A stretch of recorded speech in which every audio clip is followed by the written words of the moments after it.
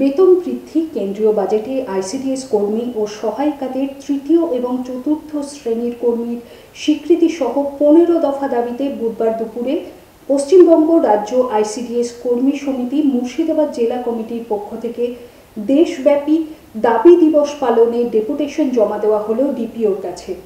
উপস্থিত ছিলেন রাজ্য সম্পাদক শিলা মণ্ডল সহ অন্যান্য আইসিডিএস কর্মীরা। রথযাত্রা মহোৎসবে আসতে হবে অঞ্জলিতে। সোনা ও হীরের গয়নায় আকর্ষণীয় ছাড়, জিতন গিফট ভাউচার, সঙ্গে পুরী ও মায়াপুরের হলিডে প্যাকেজ। অফার 17 জুলাই পর্যন্ত। অঞ্জলি জুয়েলার্স, সবার জন্য। আজকে আমাদের পশ্চিমবঙ্গ রাজ্য আইসিডিএস কর্মী সমিতি সিআইটুর দ্বারা পরিচালিত গোটা দেশব্যাপী আমাদের আজকে আন্দোলন চলছে। শুধু এখানে নয়, প্রত্যেকটা জেলাতে এবং গোটা ভারতবর্ষের প্রত্যেকটা রাজ্যে আমাদের ডেপুটেশন। আজকে কেন্দ্র সরকারের যে আমাদের দপ্তরের মন্ত্রী সাবিত্রী দেবী, তার কাছেও আমাদের আজকে ডেপুটেশন হবে দিল্লিতে। সেই কারণে আজকে আমরা ডিপিও সাহেবকে আমাদের জেলার পক্ষ থেকে ডেপুটেশন দিচ্ছি। তারপরে আমাদের প্রত্যেকটা ব্লকের সিডিপিওদের আমরা দেবো। আজকে ডিপিও সাহেব আমাদের কি বলছেন, বিশেষ করে এই সময়কালে দাঁড়িয়ে 11 সালের পরে আমাদের যে অনারিয়াম পায়, মাইনেটা পায়, মানে এতখানি অনিয়মিত, বিশেষ করে এই নির্বাচনের পর থেকে, যে কোনো মাসে 15 তারিখে, কোনো মাসে 10 তারিখে, মানে তাদের খুশি মতো মাইনে দেবে আমাদের, এরকম একটা বিষয়। তার সঙ্গে আমরা যে শিশুদের নিয়ে কাজ করি, তাদের খাবারের মান এতখানি নিম্নমানের হয়ে গেছে। আমরা শুধু যে আমাদের দাবি নিয়ে আন্দোলন করি সেটা নয়, সেই যে শিশুদের নিয়ে আমরা কাজ করি, আমরা চাই তাদের খাবারের উন্নত মানের হোক। তার সঙ্গে 3 মাস হয়ে গেল, 4 মাসে পড়েছে, গোটা জেলা গোটা রাজ্য জুড়ে একটা কর্মীর 40,000 50,000 টাকা ঘর থেকে খরচ করে শিশুদের খাওয়াচ্ছি। এটা কি আমার সম্পত্তি? আমি তো একটা কাজ করি, আমার সংসারের তার পরিচর্যার জন্য আমি একটা কাজে নেমেছি, সরকারি কাজে। আর আজকের মুখ্যমন্ত্রী বলছেন যে আজ এটা করলাম ওটা করলাম, সবটাই ভুয়ো। একটা রাজ্যের মুখ্যমন্ত্রী প্রতিনিয়ত মিথ্যে কথা বলেন, 100-এ একটা সত্যি কথা বলেন উনি। এবং আমাদের এই যে 3 মাসের বিল বাকি, তবু শিশুদের খাইয়ে যাচ্ছি গোটা জেলার মেয়েরা।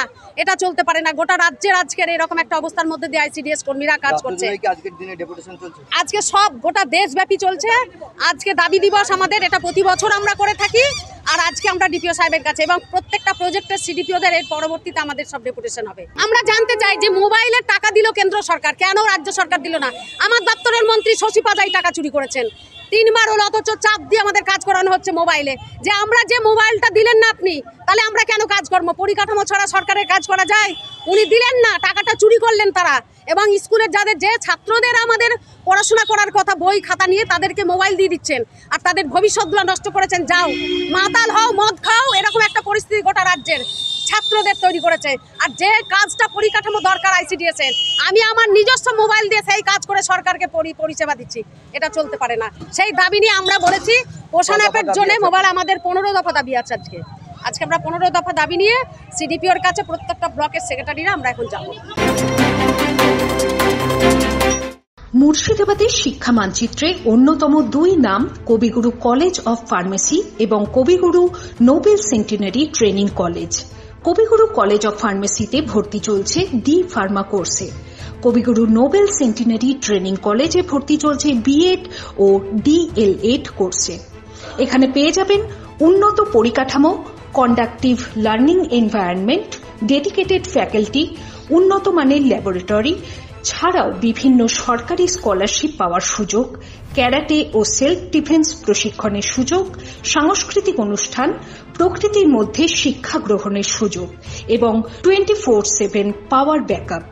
কবিগুরু college of pharmacy recognized by PCI and affiliated to WBSCVTESD. কবিগুরু Nobel centenary training college recognized by NCTE and affiliated to BSAEU. যোগাযোগ 8158060086, 9732458848, 9434640551.